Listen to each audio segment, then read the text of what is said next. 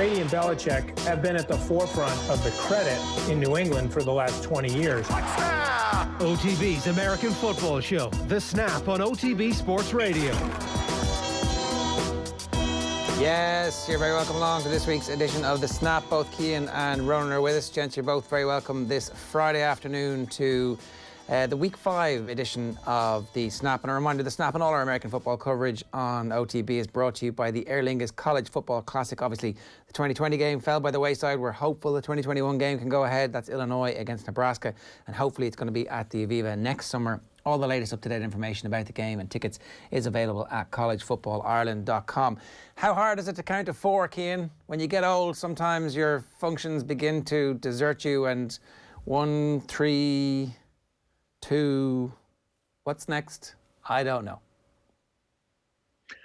Yeah, so Tom, for those who don't know, Tom Brady last night at the end of the game forgot or mistakenly thought it was 3rd down when it was actually 4th down, and that ended the Buccaneers game.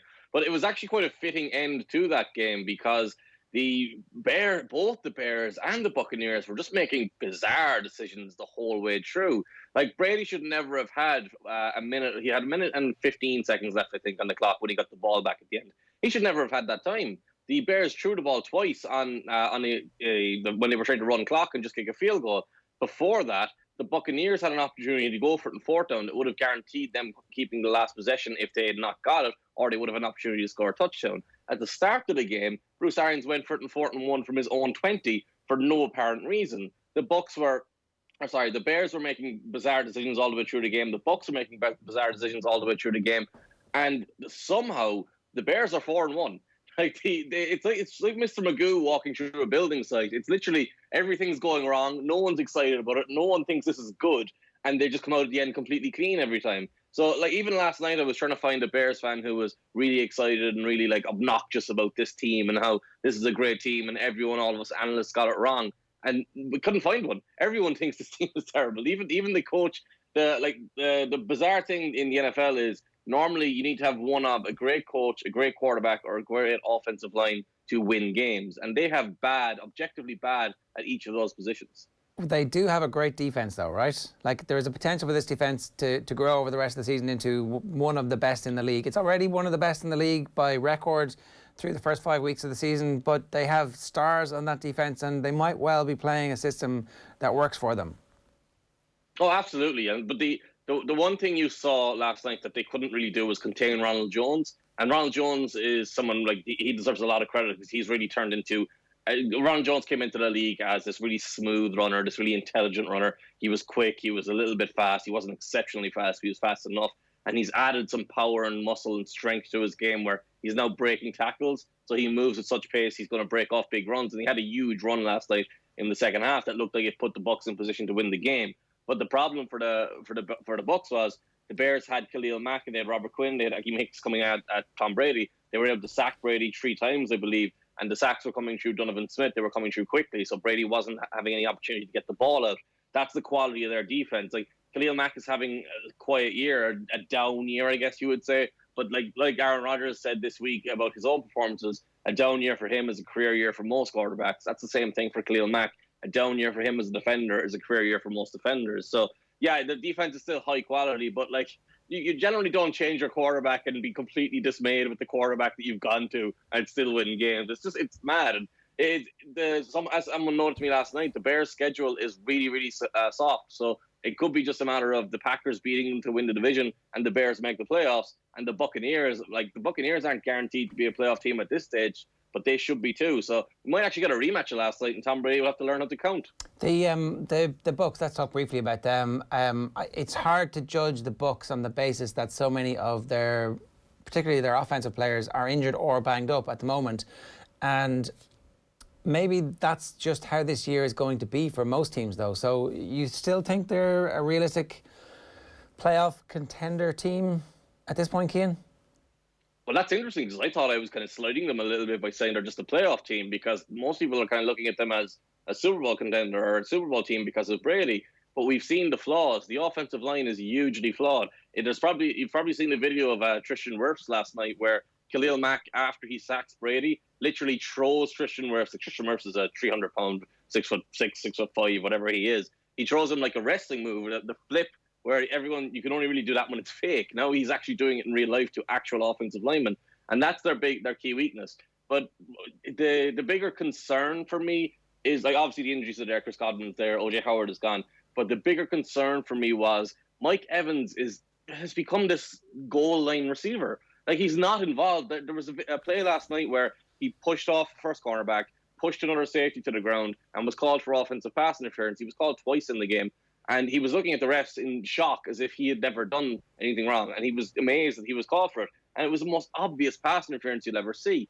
And I think it came out of frustration because he's not involved heavily in the offense at all. The passing game doesn't go to him. It goes to Scotty Miller was out last night, but it goes to the other receivers. It goes to the rookie who was playing for him last night. It goes to the tight ends. Like, they were looking at their third tight end last night more often. They were looking at Mike Evans, which is a major problem because Mike Evans isn't just a big guy who you go to in the end zone. He's an all-around receiver who can make big plays all over the field. And that's the one thing that they're lacking with Jameis Winston. Like, Jameis Winston was not better than Tom Brady. He's not better for them than Tom Brady, but he was better for Mike Evans because he actually got the ball to Evans down the field and in positions where he was more tightly covered downfield. Brady's just not attempting those throws, and it's nuking one of their best weapons. All right, well, we'll see how that goes over the next couple of weeks, and maybe, who knows, somehow they can get something into his arm over the next while, and maybe they can make Gronk have softer hands than he had in last night's game as well. So it was a 1-point win for Chicago last night against the Buccaneers, and as Cian said, they moved to 4-1. The Bucs fall to 3-2. It's time for this week's Pick Six. These puns definitely all make sense. It's the Pick Six on OTB Sports. Bill O'Brien. Yeah, Ger, when you mentioned earlier about quarterbacks being unable to count, I thought you were talking about Brian Hoyer, who forgot how many timeouts he had when the Patriots had the Chiefs on the rack there a few days ago. But we'll get to the Patriots shortly. We're going to start with former New England man and Bill O'Brien. So this is Bill O'Brien, who said goodbye to Houston during the week and brings an end to one of those sort of strange dramas where you look on paper and he's won several divisions and got into the playoffs. Again, had the Chiefs, speaking of the Chiefs, had them very much on the rack in last year's playoffs through his own tactical sort of missteps, let's call them. Blew that 24-0 lead. But I think it's safe to say that it's actually Bill O'Brien, the GM, that's gotten Bill O'Brien, the coach, fired in this situation. I saw Kevin Clark tweeting something like, because he has so many jobs, there's no grey area on who to blame because he's in charge of everything. So let's just get rid of this guy. There could have been an argument for maybe scaling back his duties and letting him focus on one or the other, but I think the horse has already bolted on this sort of project. And with Deshaun Watson having been paid, and, you know, what happened in the offseason, we've covered it several times in this show, the sort of unbelievable decision, the trades that were made and some of those off-season moves where he seemed to let sort of personal grudges influence his personnel decisions. So I think Houston have made a pretty solid decision here, but I'd be interested to hear what you think of Bill O'Brien's exit. Cian? I'd just like to know what I can't actually see here. My screen is frozen, so I don't know what the Pick Six is. It's going to be a surprise to me on every go. Bill O'Brien, like last week when they were 0-3, Bill O'Brien thought the big solution was that Bill O'Brien needed to have more involvement in the play calling because Bill O'Brien had given up the responsibilities to his offensive coordinator, and he looked at that and said, yeah, that definitely needs more of me. And that's basically been what Bill O'Brien has done in the last 5 or 6 years when he's been in Houston. And that's been the problem. His arrogance in him thinking he knows better than everyone else, and him thinking he's more valuable than any player on the roster is what's cost him his team. And the reports last week were that he lost the locker room, that J.J. Watt was fighting with him, which is a very weird thing because J.J. Watt typically doesn't fight with people. And DeAndre Hopkins was unhappy with him after Dwayne Brown left the franchise because he was unhappy with the franchise. It's been rotten for a long time, and it just needed this 0-3, 0-4 record to actually get him out the door. The biggest issues the Texans have in a football sense are that the offensive line isn't particularly good. The wide receiving core hasn't been able to replace DeAndre Hopkins. Defensively, they've lost a lot of talent that they never replaced. And they've played 3 good teams, and then they played a Vikings team that played relatively well on the day. Nobody could tackle Dalvin Cook. But the Texans as a whole, the problem there is you just can't rely on one guy to do everything, like Ronan said. But if you are going to rely on one guy to do everything, it can't be Bill O'Brien. Like, he just hasn't had that kind of career. You look at the wins that he's had over his career, the record he has, that's going to guarantee him another job. But if you ask me to explain what he contributed to make his team better, or how he set his team up to win games that often, I'm not able to do it. If you ask me to do that with Kyle Shanahan, sure, I can do it straight away. But with Bill O'Brien, it was always ambiguous. The major concern I always had with him is the best year they had was with Deshaun Watson during his rookie year when he got hurt. His play calling for Watson that year was impeccable. It was outstanding.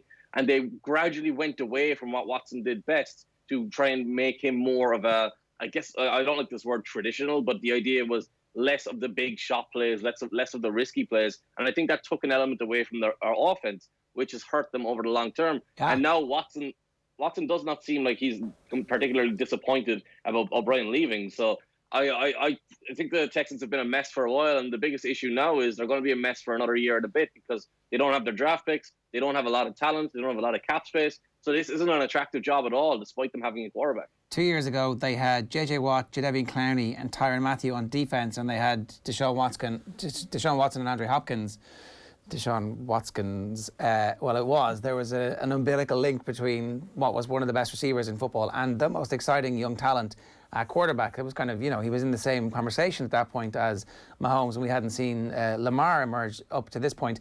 It's a cataclysmic crash from that point where they looked like they were deep at receiver, looked like anybody in that backfield was going to be good because there was the running threat from the quarterback, there was the receiving threat all over the pitch, and they had a reasonable offensive line. Not great. You fast forward to this point, and it is a complete mess. At the same time, you do have Deshaun Watson, who is a stellar talent. So when you say it's not a good job, if you are a coach who can have a reasonable offensive line coach, then there are enough pieces there just about with that QB and putting a lot on his shoulders. And he's going to peak over the next couple of years. If you can keep him fit by beefing up and making sure your offensive line performs to the level that you've invested in it, then actually, surely there are enough coaches out there who think, yeah, I can do something with that guy. What it needs is the Pete Carroll approach when he went to Seattle, and that requires patience, because what Pete Carroll did when he went to Seattle was every single opportunity to change the roster he took, he looked at every single transaction and made something like 400 in his first year. He set a record for transactions for players coming in and going out. And I'm not sure you're going to get that patience when you have a quarterback like Watson, because everyone expects you to win when you've got a quarterback advantage. And that was one of O'Brien's problems, is he brought in David Johnson and he wanted to focus on getting the ball to David Johnson. He actually got to do his press conference on Monday after his most recent game, and he was talking about how he needed to involve David Johnson more and give the ball to David Johnson more, even though the running plays weren't working. So the two things that are related to each other right there, where O'Brien was having that issue of, I need to focus on Watson, or I need to focus on Johnson and get Johnson more involved, when the reality was he needed Watson to be put on the pedestal and get the most out of Watson. So yeah, if you bring in a quarterback who is like, I guess the obvious connection is Eric Bieniemy. That's who everyone wants, even though we were looking at Matt Nagy, even though we're looking at Doug Peterson and saying there's question marks there. Everyone wants Bieniemy because they want those play designs and they want that offense. If you give that to Deshaun Watson, yeah, that's a big improvement for him, and that would be better than what they had previously. But you're still going to have Titus Howard at right tackle. You're still going to have Darren Fells as your tight end. You're still going to have David Johnson on your books. It's going to be a challenge. So you have a decent receiving core. They haven't played particularly well this year, though. So you're not going to add to that with a first-round pick. You're not going to add to it with a second-round pick. It's not easy to win in the NFL when you only have a quarterback. So even if you are a really good coach, that might mean getting to 9-7. It might mean getting to 10-6. It won't mean taking a big step forward in the playoffs and pressing the Chiefs or pressing the Ravens. So I'm not sure. Like, there are obviously different coaches will think different ways. Like, some of them will only want that quarterback and think they can fix everything else. Other head coaches will look at it more like a whole franchise and look at it more like a manager role, where like Ron Rivera, who went to Washington without a quarterback. Yeah. And a bunch of other issues. So yeah, it's possible, but I wouldn't be excited about it. Well, I think if you get the right duo to come in and split the jobs, as it stands, they would be due to pick fourth if they had their pick. So the Giants, the Falcons, the Jets and Houston are the four teams who have no wins so far this season. But as you pointed out, Laramie Tunsil cost them their first pick to Miami, and their second pick was bundled in that deal as well. Did they get Kenny Stills as part of that too? Yeah. So maybe Miami are going to have Tagovailoa this year, and next year they'll also be in a position to get the best quarterback that we've ever seen coming out of college. So, who knows what's going to happen. Certainly the intrigue is there. Let's move on. What's number 2 in this week's Pick 6? Yeah, it's like Josh McDaniels, Jerry, even I mentioned that Billy O'Brien, formerly of the Patriots, another coordinator that seen what he's done with Newton this year. I think the Texans might be looking at him as a possible option, but we'll stick with the Patriots for number 2 in the pick 6. That's unhappy Gilmore. So the Patriots shown their best player for the first game, arguably, against the Chiefs there a few days ago. And now, again, without Stephen Gilmore, last year's defensive MVP. I think Adam Schefter was the one who broke the story that Stephen Gilmore had dinner with Cam Newton on Friday night after the nasal swab that was tested positive for COVID-19. So that kind of, we all heard the stories about them splitting up the planes between those who came in close contact with him and those who didn't. So what the Patriots knew in terms of information that was made public prior to the game against the Chiefs, I'm sure Chiefs fans are sweating, having seen Stephen Gilmore dapping up Patrick Mahomes, giving him all the hugs after Monday's game. So it'd be a little bit interesting to see how that plays out. But this is the COVID reality of the NFL. The Titans have once more fallen foul of it too. But the fact that the Patriots, losing 2 of their best players, and Belichick, for all we've talked over the years about how he's able to scheme victories, and the play design will almost win out when you've got such a genius as a coach. But it did fall down. We saw it. The personnel let him down. Brian Hoyer botched 2 drives that might have put them in contention to win that game. And then Jared Stidham, who was talked about in the off-season prior to Newton's arrival as the person who was most likely to fill that berth, he was fine. Like, I wouldn't put the interception on him. He was grand. I think he was a bit better than Hoyer. But like, the Patriots are in a little bit of disarray, not quite on par with the Titans, but it's a leveler. Like, for as smoothly as the first couple of weeks went, I think as the season progresses, the COVID's going to be more of an impactful force through the coming weeks. Things are going to get bad. Can you see a 16-game season? I can see a 16-game season spread out up until the middle of March. Like, is that really the worst thing that happens if everything gets kicked back? The whole notion of the week 18, like, Cian, you were like, if there's a week 18, there's going to have to be a week 19 and a week 20. At some point, they're going to go, actually, that's the right thing to do.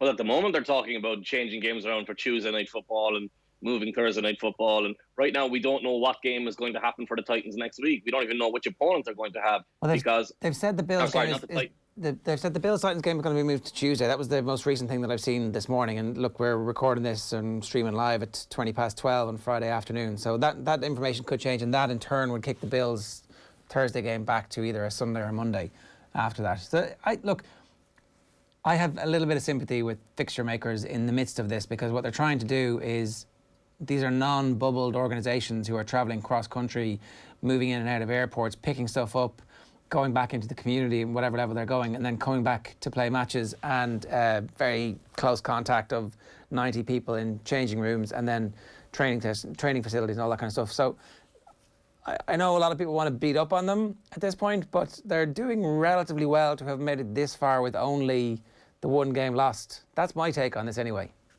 Well, the thing to me that I don't get is their reluctance to stretch the season out a little bit. Like, it's not like they're going to be competing with any other sport, or it's not like they can't reschedule in stadiums. Like, it's not like there's concerts happening right now. The stadiums will be free until March. They will be free until late February. You could very easily add 2 or 3 weeks to the end of the season already and reschedule everything and move everything around a little bit to give yourself some breathing room. For whatever reason, they're reluctant to do that. It's probably something to do with the TV rights and the contracts and wanting to provide games on time when they were supposed to provide games on time. But surpass that, like, it's a mess for a team like the Bills, where like they don't know if they're playing the Titans next or if they're playing the Chiefs next. And the Chiefs similarly are kind of like, we don't know exactly what we're doing next either. So having one team out and having a second team that looks kind of threatening to be out with the Patriots, the whole thing could collapse. It's kind of it's very much not built on a strong foundation. So there's going to be a domino effect in this thing if it continues on.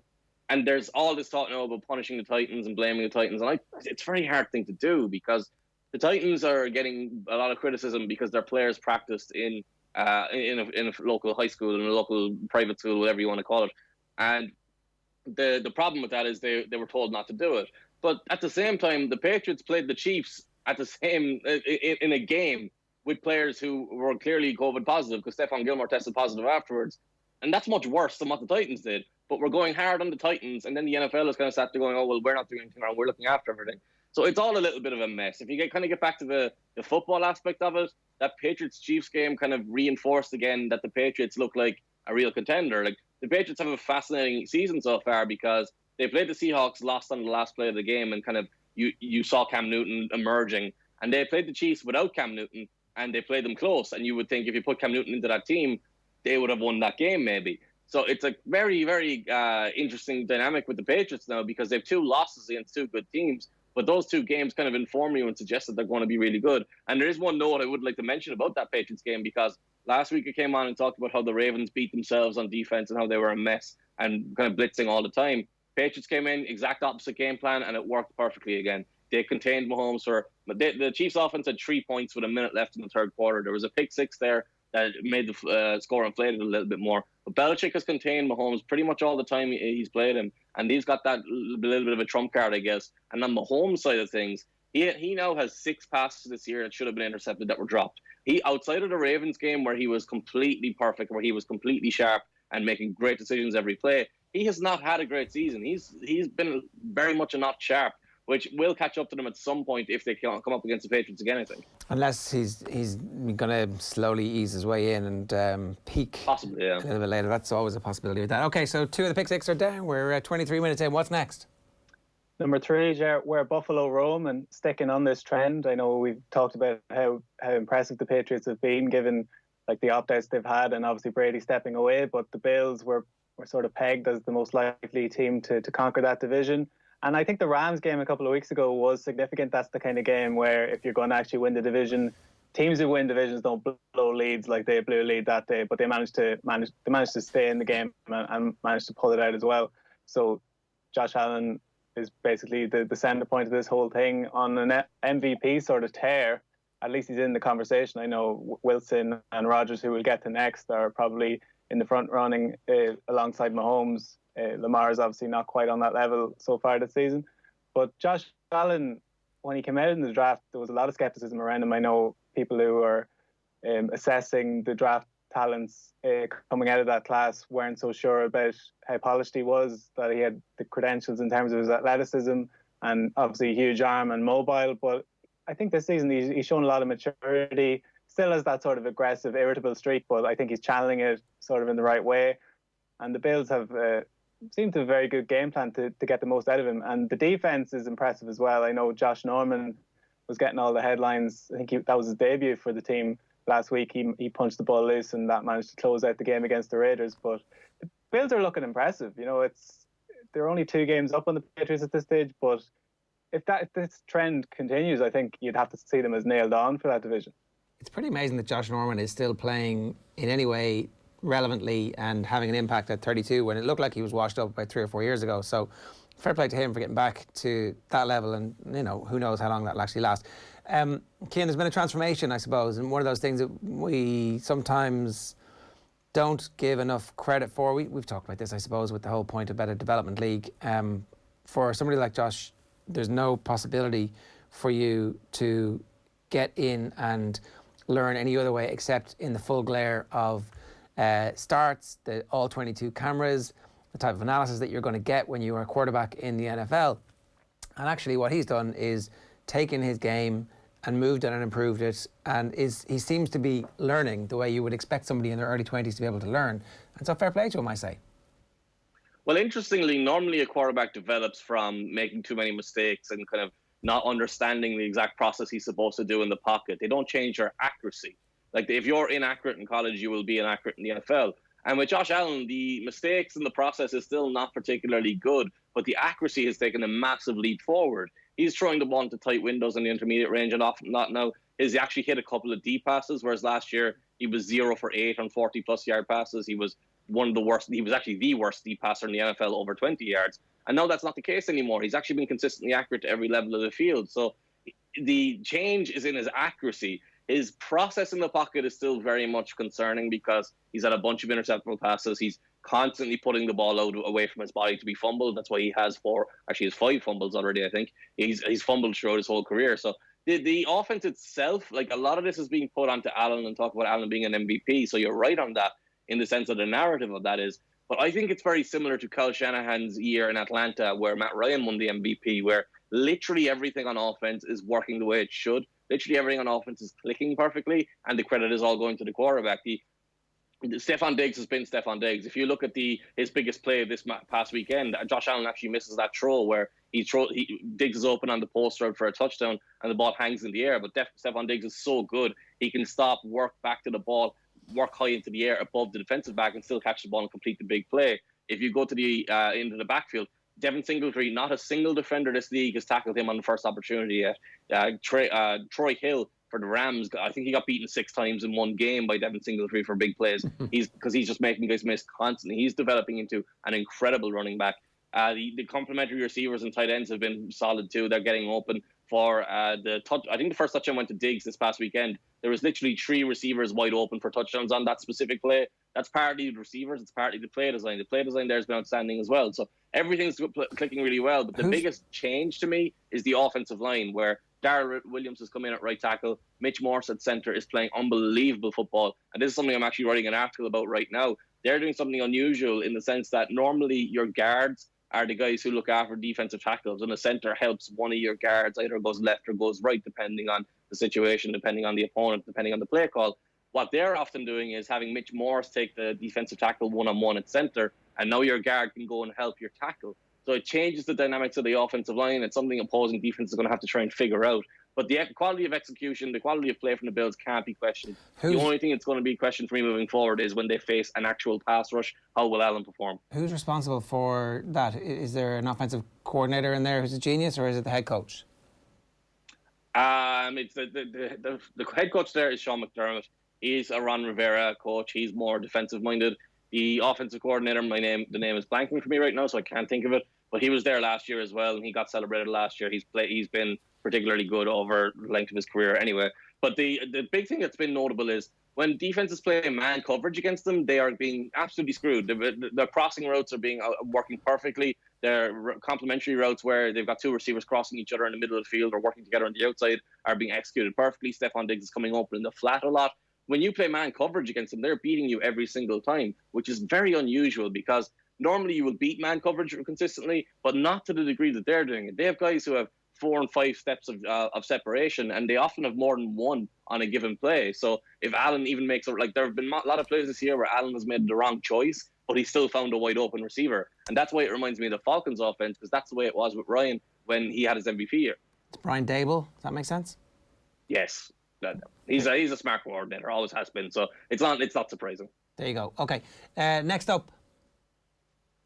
Yeah, number 4, Ger, Roger that, and the renaissance of Aaron Rodgers. And the clip, which has sort of broken the internet to use that term, will defer to the second best American football show on the internet. That's the Pat McAfee show, and Aaron Rodgers dialed in, as he does every Tuesday. And the lads asked him about the sort of criticisms that have been dealt towards him in the last couple of years. The whole conversation was like he's bagged up, he's this. Did you hear that stuff? I would assume you did. You have to in the world that we're in, that you see that every single day. And do you think being a second year in your offense that you're currently in with LaFleur is a massive advantage to maybe what was happening last year? Look, I mean, I don't know. Every team is different. Every year is different. And, you know, circumstances in any year which allow you to have more success or make it more difficult for success. Just kind of depends on the situation. It does help being the second year, for sure. I feel a lot more comfortable. But, you know, I sometimes laugh when people talk about, you know, down years for me, because a lot of times down years for me are career years for most quarterbacks.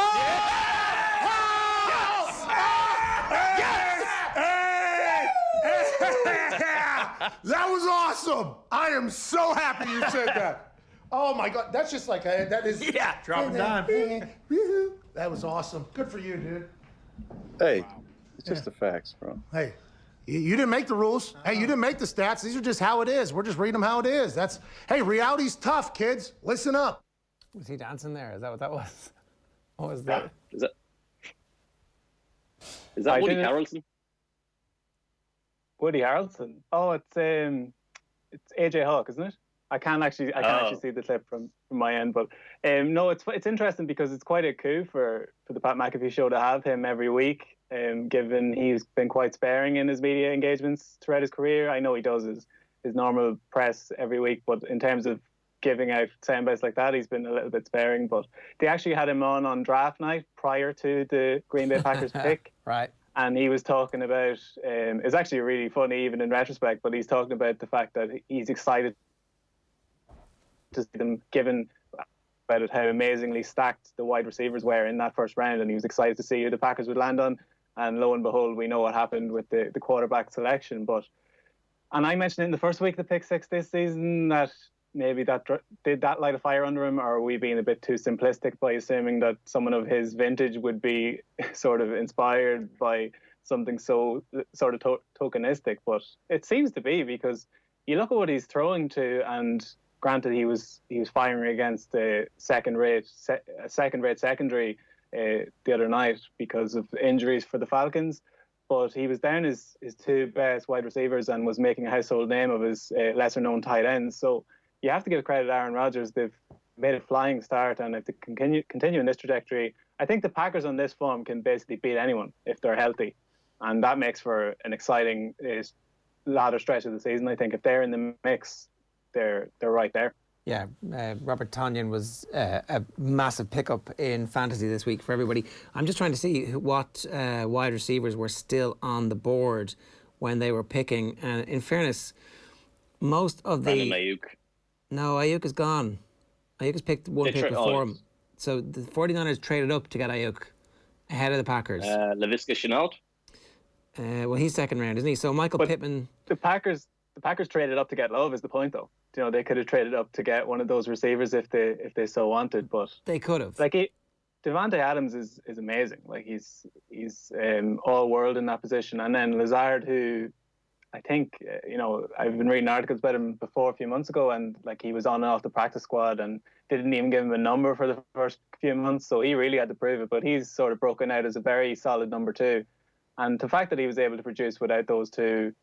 Against the Falcons, their record kind of belies that they're actually decent, in terms of they can win games. They've blown massive leads, but it was quite a bit of a breeze for the Packers. And, they play Brady next, and that's a must-win for them. So that's going to be an interesting crossroads matchup for the two teams. Yeah, look, all the talk about Russell Wilson is obviously justified. His form has been absolutely sensational. But if Aaron Rodgers completes the season at the level that he's at the moment, then he's back in that conversation about who's the greatest quarterback of all time. I understand that everybody goes rings, Trump, whatever else has happened, but what Aaron Rodgers does when he's playing in the full flush of his Super Bowl winning, which is 10 years ago, was it 2010 they won? 10 years, yeah. Yeah, like that's amazing.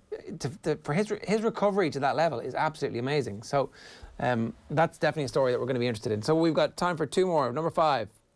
Yeah, number 5, Darnold trumped.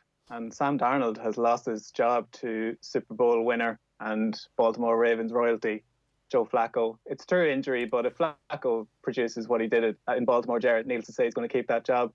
But maybe only until the next draft, because we all remember when the Browns went for Baker Mayfield and the Jets were somewhat smug that they'd managed to get Sam Darnold, and this is their franchise piece for the next 10 years or whatever. But it's looking very likely that they're going to be in the Trevor Lawrence sweepstakes. They're going to be picking number 1 if the trend continues as it is.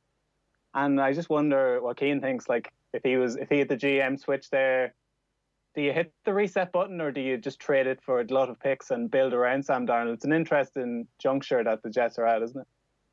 Oh, I'm resetting that team. Sam Darnold, like Dwayne Haskins got benched, and he's basically done now at this stage. Dwayne Haskins and Sam Darnold have basically been the same, just complete inaccuracy. Like we were talking about with Josh Allen, the inaccuracy has been very, very similar throughout their careers up until this season. Allen took a step forward. Sam Darnold has never taken that step forward.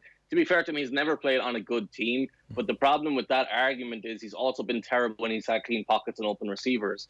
Jamison Crowder being there is like an easy check down all the time. Joe Flacco's going to love throwing to him because he loves throwing to easy check downs all the time. So Crowder could probably wind up having a 20 catch game before the end of the season. And Flacco's going to do all the things that Darnold never did, where you would think after losing his job and after moving teams, he's going to have focus more on his mechanics and focus more on his decision making to play more of a safe game. That's the exact opposite of what Darnold has. Darnold is just a mistake waiting to happen. He misreads defenses constantly. He has an incredible arm. He has an ability to make outstanding throws. We've just never seen it. In college at USC, he was an interesting prospect. He had a great arm. His only issue was he had a mind-numbing interception every so often. those interceptions have gotten worse in the NFL rather than better, and the rest of the game has declined. So it's very difficult to make an argument for Sam Darnold, and if Trevor Lawrence is as good as everyone expects him to be, it's easy. Let me make an argument for him, right? 18 months ago, Joe Burrow was expected to go in the 5th or 6th round. Isn't that correct? Not even that. I think he was a backup. Right. So he has this one amazing year at LSU with, it turns out, an unbelievable receiving core and pretty good running backs and a good offensive line. Who's older, Sam Darnold or Joe Burrow? Joe Burrow, but you're asking the wrong person there. That's cheating. Joe Burrow is 6 months older than Sam Darnold. So, like, there is endless possibilities for Sam Darnold to improve, to become somebody. I think the key point you made is that he's had a rubbish coaching system. He went to the wrong team. If he'd gone to any team who understood how to nourish and develop the talent, he is somebody who could end up being, I don't know, maybe Ryan Tannehill last season is his absolute peak, and that'd be fine. Top 10 quarterback, somebody who you trust.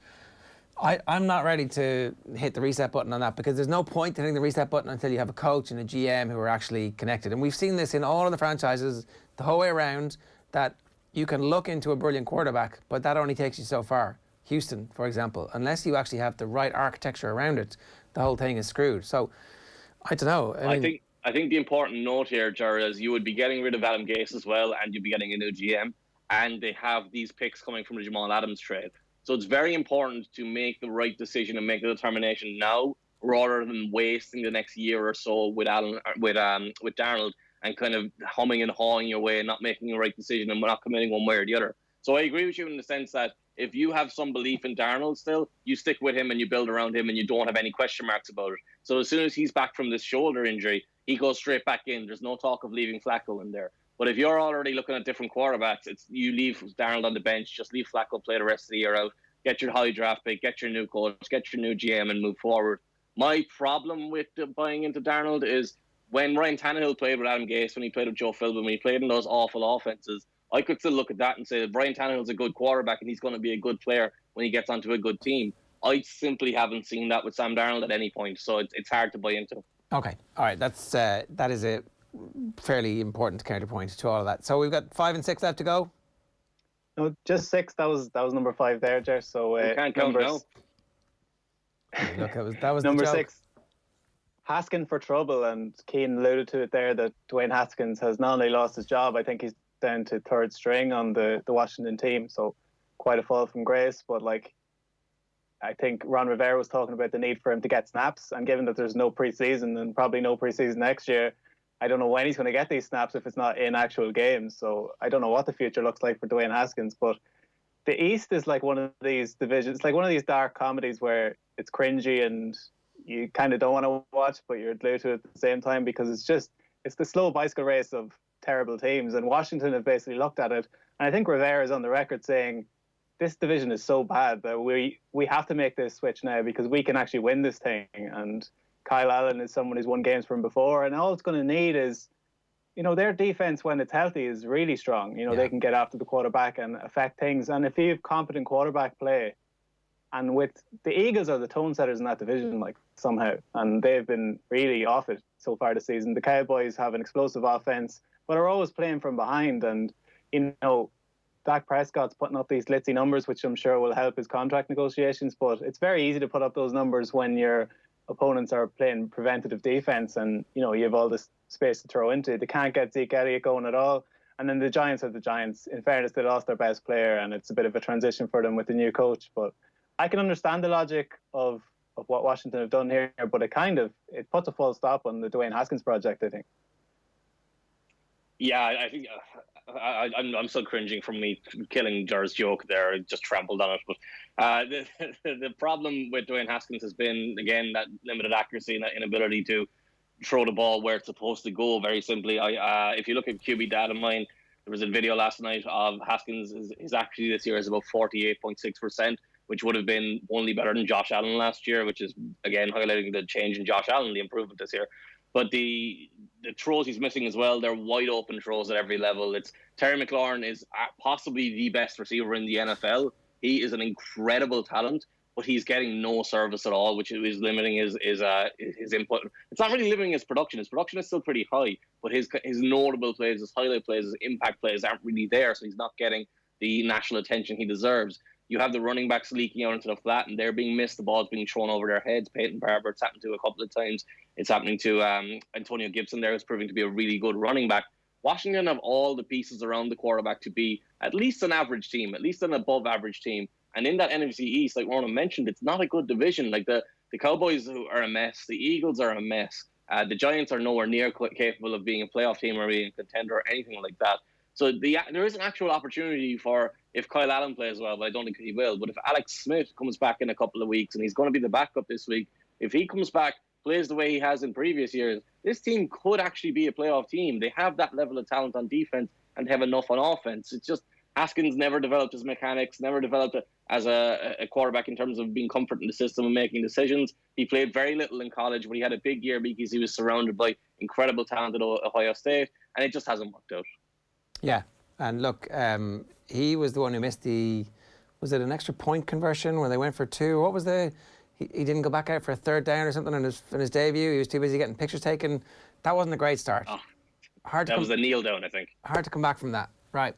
Lads, good stuff. Thanks a million for being part of the show this week. Let's run you through the fixtures for the weekend before we wrap.